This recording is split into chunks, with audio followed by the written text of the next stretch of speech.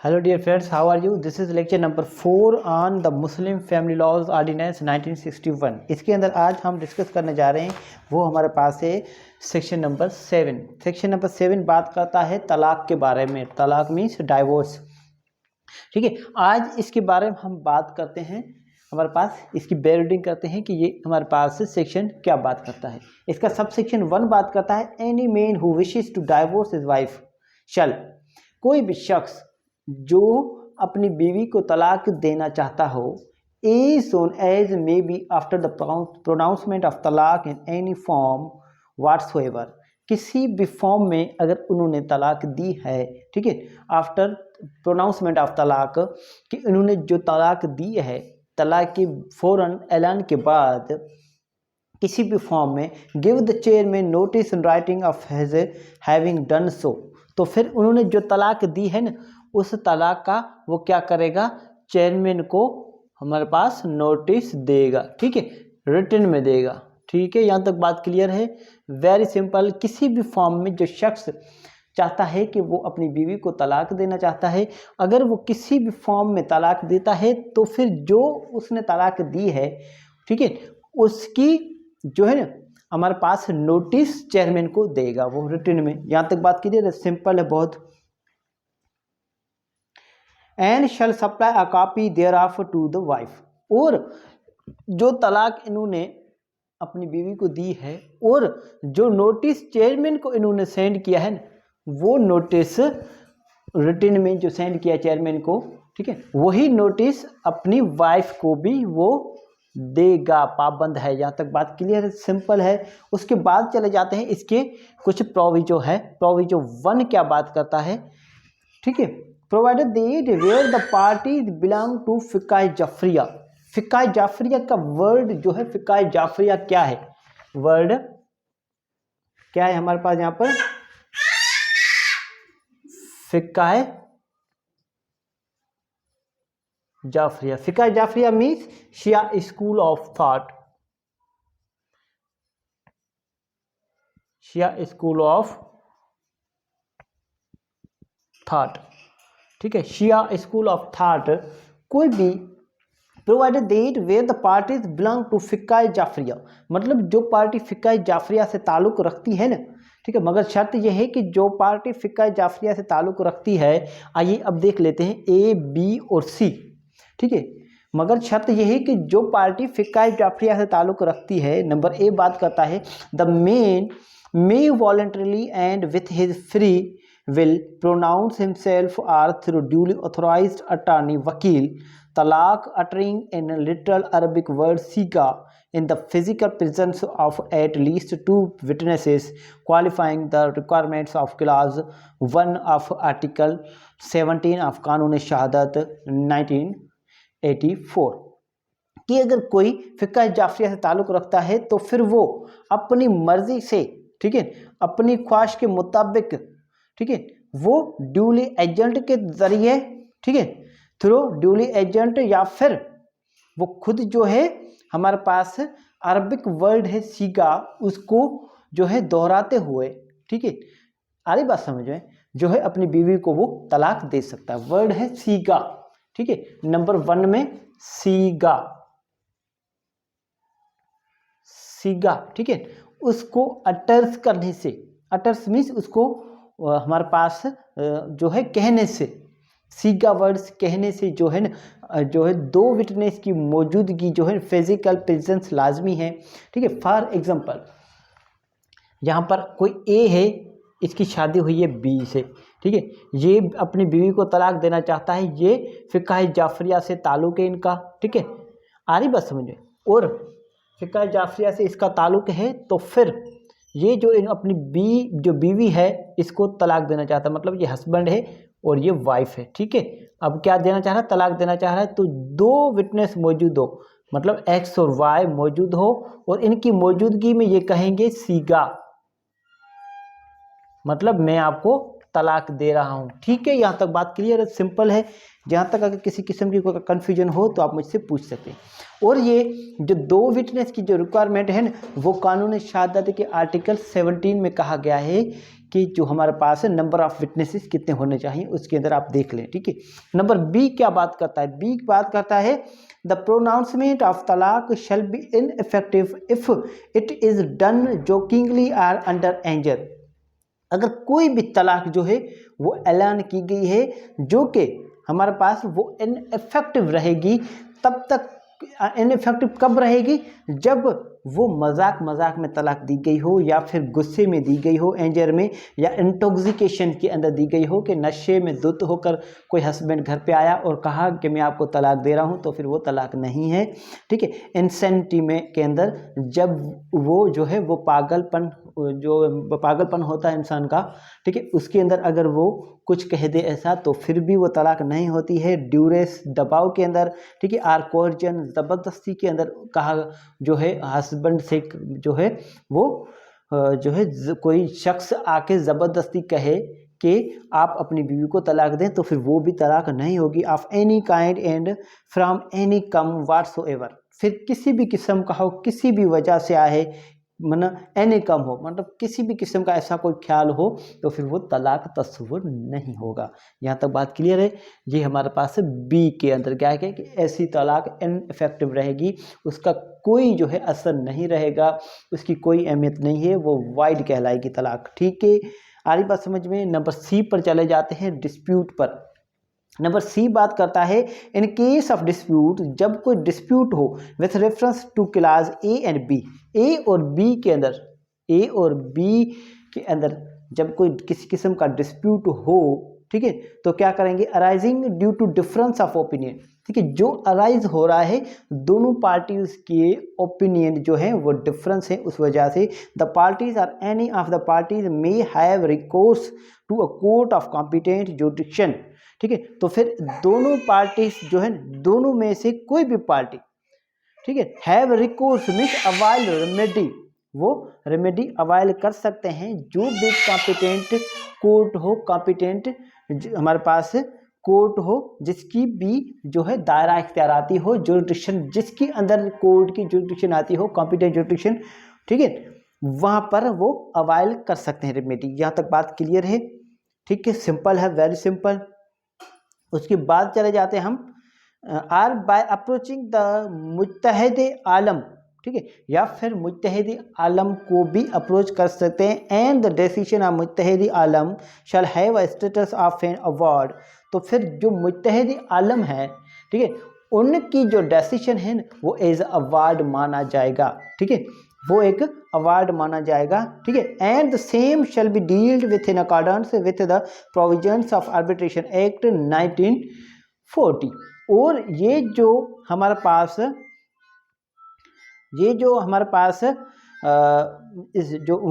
हमारे पास मुत्तहिद आलम है, इनके जो भी प्रोविजंस हैं या ये जो भी करेंगे, have a status of an award and the same shall be dealt with in accordance with the provisions of arbitration act 1940। मतलब ये जो एक्ट करेंगे ना, ठीक है, वो जो प्रोसीजर अडाप्ट करेगा, वो अडाप्ट वो करेगा कि जो आर्बिट्रेशन एक्ट के अंदर जो कहा गया है वही प्रोसीजर वो अडाप्ट करेंगे। यहाँ तक बात क्लियर है, वेरी सिंपल।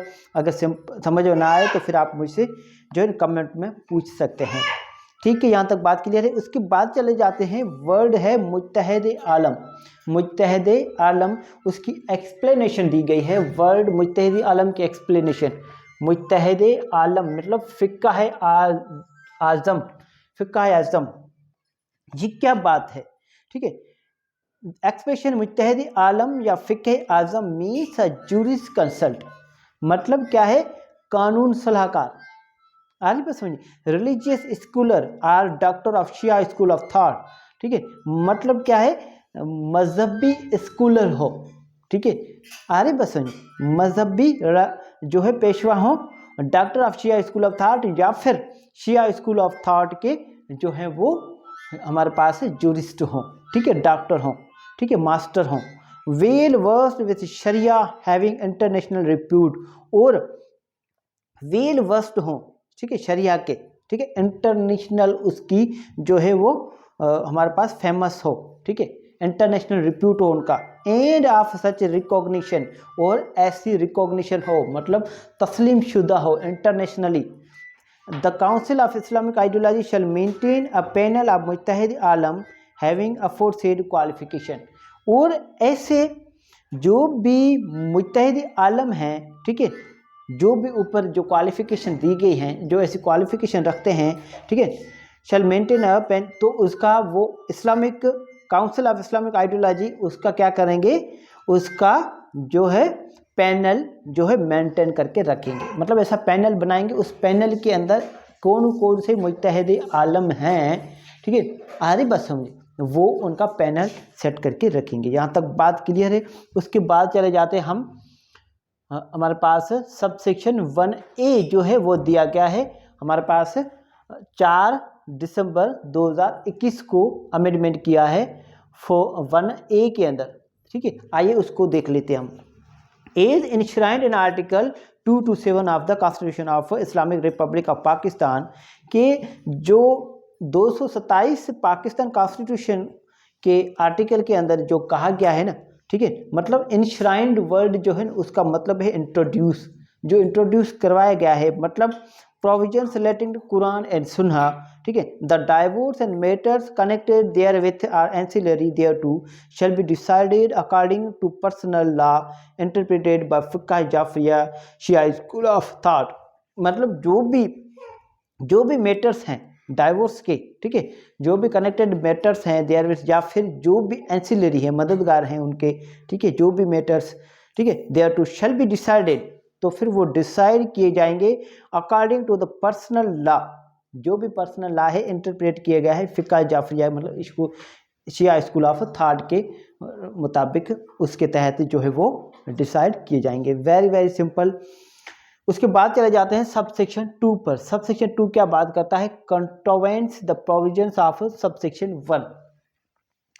सब सेक्शन 2 बात करता है whoever contravenes the provisions of subsection 1 shall be punishable with simple imprisonment for a term which may extend to 1 year or with fine which may extend to 5,000 rupees or with both।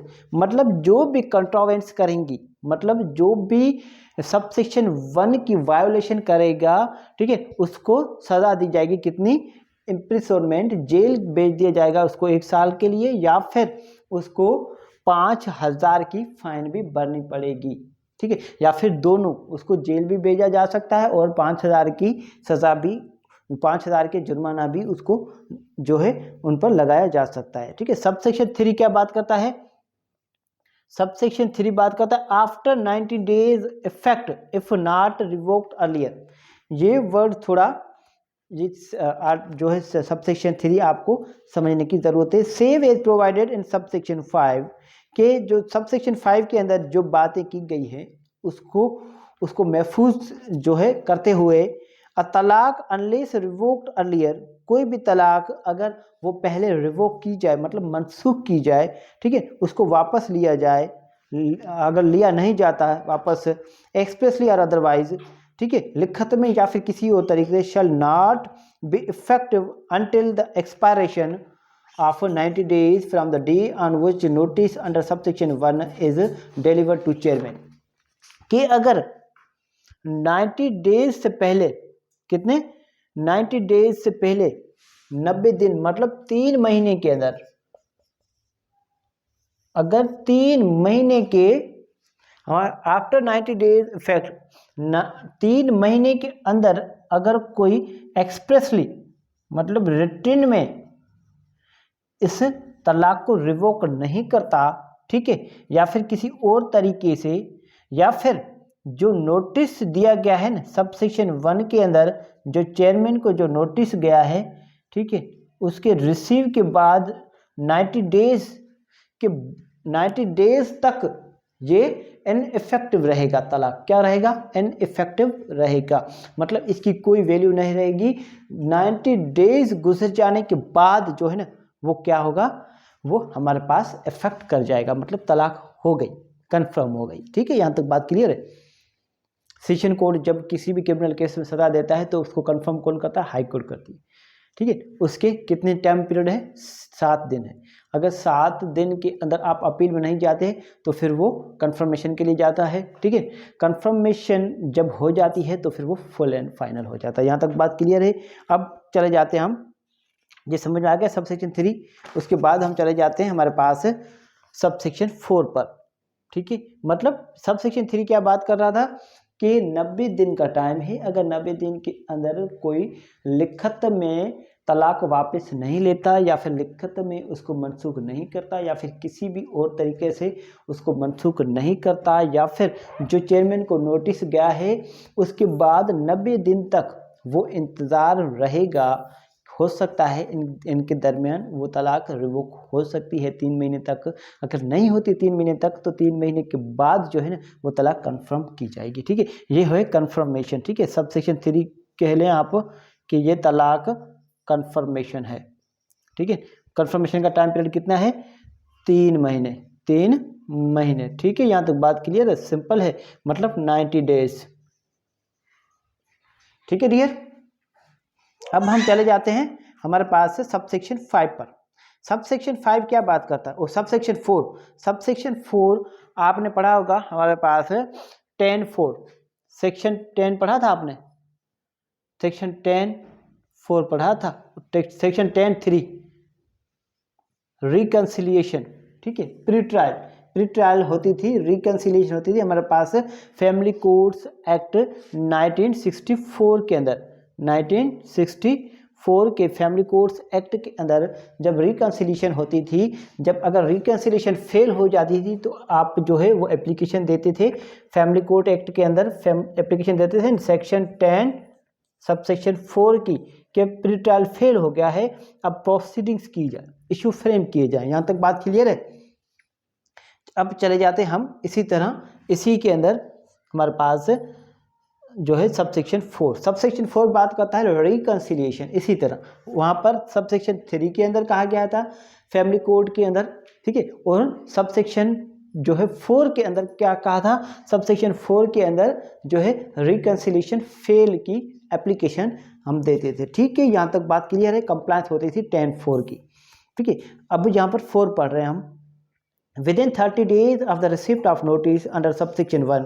ठीक है, जब सब section 1 के तहत जो है chairman को जो नोटिस मिला है, ठीक है, नोटिस मिलने के 30 दिन अंदर, कितने दिन अंदर हमारे पास 30 दिन अंदर, 30 days, within 30 days the chairman shall constitute an arbitration council. तो फिर जो चेयरमैन है ना यूनियन काउंसिल का, वो आर्बिट्रेशन काउंसिल जो है वो बनाएगा। यहाँ तक बात clear. For the purpose of bringing about a reconciliation between the parties, वो किस मकसद के लिए कि दोनों पार्टी, दोनों फ़रीक़ीन के दरमियान जो है वो सुलह हो जाए, मतलब कंप्रोमाइज़ हो जाए, वो रिकंसिलिएशन।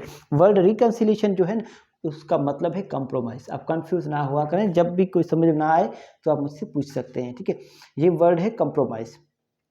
यहाँ तक बात क्लियर है, सिंपल। ठीक है, and the arbitration council shall take all steps necessary to bring about such reconciliation or compromise. तो फिर ये जो हमारे पास आर्बिट्रेशन काउंसिल है, ये अपनी पूरी मुकम्मल और फुल कोशिश करेंगे कि किसी न किसी तरीके से इनके दरमियान जो है वो कंप्रोमाइज़ हो जाए। इन्होंने जो तलाक दी है, हस्बैंड ने जो तलाक दी है, ठीक है, ठीक है, और तलाक का जो नोटिस चेयरमैन को मिला है, तो फिर वो 30 दिन के अंदर दोनों पार्टी को बुलाकर, ठीक है, एक आर्बिट्रेशन, एक काउंसिल जो है वो कॉन्स्टिट्यूट करेंगे, वो बनाएंगे आर्बिट्रेशन काउंसिल। ठीक है, और वो आर्बिट्रेशन जो काउंसिल है, ठीक है, वो दोनों पार्टीज को जो कन्विंस करेंगे कि आपके क्या वजूहत हैं, आपने किस वजह से आपने जो तलाक दी है, आप किस वजह से आप तलाक ले रही हैं, आए आपको हम बना दें। ये हर मुमकिन कोशिश करेंगे कि ये तलाक ना हो। ठीक है, यहाँ तक बात क्लियर है, वेरी सिंपल। उसके बाद चले जाते हैं सब सेक्शन 5 पर। सब सेक्शन 5 बात करता है प्रेगनेंसी, जब कोई बीवी पेट से हो, ठीक है, तो उस सूरत में क्या होगा। If the wife be pregnant at the time talaq is pronounce, जब तलाक दी गई हो, जब तलाक का ऐलान किया गया हो, तब जो है वाइफ जो है ना वो पेट से थी, मतलब वो प्रेग्नेंट थी। तलाक शैल not be effective until the period mention sub section 3। ठीक है, जो सब सेक्शन 3 के अंदर जो टाइम पीरियड दिया गया है, सब सेक्शन 3 के अंदर कितना टाइम पीरियड दिया गया है, अभी मैंने आपको बताया सब सेक्शन 3 के अंदर 90 डेज, मतलब 3 महीने का जब तक वो टाइम पीरियड गुजर नहीं जाता, ठीक है, 3 मंथ, यहाँ तक बात क्लियर है। 3 महीने का जब तक वो टाइम पीरियड गुजर नहीं जाता, या फिर उसके अलावा और क्या तरीका है हमारे पास है, or the pregnancy whichever be later ends, या फिर जो भी इसकी प्रेगनेंसी है, मतलब जो भी ये पेट से हैं, वो टाइम पीरियड उसका मुकम्मल नहीं हो जाता, तब तक जो है वो इनइफेक्टिव तलाक रहेगी। यहाँ तक बात क्लियर है, सिंपल है। उसके बाद चले जाते हैं सब सेक्शन 6 पर। सब सेक्शन 6 क्या बात करता है, nothing shall debar a wife whose marriage has been terminated by talaq, ठीक है, किसी भी वाइफ को नहीं रोका जाएगा, किसी भी वाइफ का ये राइट सस्पेंड नहीं होगा, किसी भी वाइफ का ये राइट बार नहीं होगा, ठीक है। Of a wife whose marriage has been terminated by talaq, जिसकी मैरिज जो है वो टर्मिनेट की गई हो तलाक के ज़रिए, ठीक है। किसी भी वाइफ की अगर मैरिज जो है वो टर्मिनेट की गई है, मनसूख की गई है शादी तलाक के थ्रू, ठीक है, effective under this section from remarrying the same husband, तो फिर उसका ये राइट कभी हरगिज नहीं जो है डिबार होता, सस्पेंड नहीं होता है कि वो उसी शख्स से शादी जो है ना करे, ठीक है, मतलब उसी शख्स से वो शादी करे, ठीक है। यहाँ तक बात क्लियर, कोई भी ऐसा राइट उसका सस्पेंड नहीं होगा, डिबार नहीं होगा। यहाँ तक बात क्लियर, वेरी सिंपल। इसको दोबारा से मैं पढ़ रहा हूँ, ठीक है, 1 से 2 से 3 बार मैं इसको पढ़ूंगा, आपको तब समझ में बात आ जाएगी। Nothing shall debar a wife whose marriage has been terminated by talaq effective under this section from remarrying the same husband without an intervening marriage with a third person unless such termination is for the third time so effective, ठीक है। अब यहाँ पर बात क्या की गई है, यहाँ पर बात की आ रही है हलाला की। क्या है, हलाला वर्ड है, हलाला, हलाला वर्ड, हलाला का मतलब क्या है, जब कोई इसकी बेयर रीडिंग हम बाद में देखते हैं सब सेक्शन 6 की, पहले ये समझ लें आप हलाला होता है क्या। हलाला एक ऐसा शरई जो है नुक्ता है जिसके अंदर अगर कोई औरत, किसी औरत को तलाक दी जाती है, तो फिर जब एक कोई औरत, फॉर एग्जांपल यहाँ पर कोई ए है, अपनी बीवी बी को तलाक दे देता है, ठीक है, बी को तलाक दे देता, इनके दरमियान तलाक हो गई, 3 महीने का जो टाइम पीरियड था वो भी गुजर गया। अब ये जो बी है, वाइफ है, इसको इसी हस्बैंड से शादी करनी है। क्या करनी है, इसी हस्बैंड से शादी करनी है। तो फिर इस हस्बैंड से शादी करने के लिए वो डायरेक्ट इनसे शादी नहीं कर सकती, तो फिर इससे पहले इनको किसी और से शादी करनी होती है। फॉर एग्जांपल ये पहले सी से शादी कर लें, किसी और थर्ड पर्सन से, ठीक है, और इनसे तलाक ये ले लें, और तलाक लेने के बाद फिर ये उसी हस्बैंड से शादी कर सकती हैं। ये कहलाता है हलाला। यहाँ तक बात क्लियर है, सिंपल है। मगर ये सब सेक्शन 6 कहता है कि हलाला की कोई ज़रूरत नहीं है, थर्ड पर्सन की इंटरवेंशन की कोई ज़रूरत नहीं है। थर्ड पर्सन की इंटरवेंशन के बगैर ही जो है एक वाइफ सेम हस्बैंड से शादी कर सकती है, ठीक है। यहाँ तक बात क्लियर है, बहुत सिंपल है कि हलाला के बगैर ही, हलाला एक अप्रूव्ड मोड ऑफ डाइवोर्स है, ठीक है, मतलब उस हलाला के बगैर ही वही वाइफ जो है सेम हस्बैंड से हमारे पास रीमैरिज कर सकती है। उसका हक जो है, रीमैरी का हक कोई डिबार्ड नहीं कर सकता, कोई भी सस्पेंड नहीं कर सकता है, ठीक है। आ रही बात समझिए, मतलब वो शादी दोबारा से उसी हस्बैंड से कर सकती है। यहाँ तक बात क्लियर है, बहुत सिंपल है। मतलब ए ने अपनी वाइफ बी को तलाक दी थी, ठीक है, आ रही बात समझिए, अब तलाक तो दे दी, ए और बी के दरमियान तलाक हो गई। अब बी जो है चाहती है कि बी और ए चाहते हैं कि ये आगे चल के ये कहते हैं कि ये तो गलत हुआ, हमें नहीं ऐसा करना चाहिए था, जो है ना, हमें तलाक नहीं होनी चाहिए थी हमारे दरमियान। अब ये दोबारा से शादी करना चाहते हैं, दोबारा से निकाह करना चाहते हैं, तो फिर क्या होगा, तो फिर ये जो है ना बी जो है इसको सब सेक्शन 6 के अंदर, मतलब सेक्शन 7, ठीक है, सब सेक्शन 6 के अंदर इसको राइट दिया गया है कि इसका राइट कोई भी सस्पेंड नहीं होगा, ये राइट कोई भी मतलब डिब्बा नहीं होगा, ठीक है। ये जो है अपना राइट जो है वो अवेल कर सकती है, इसी सेम हस्बैंड से शादी कर सकती हैं।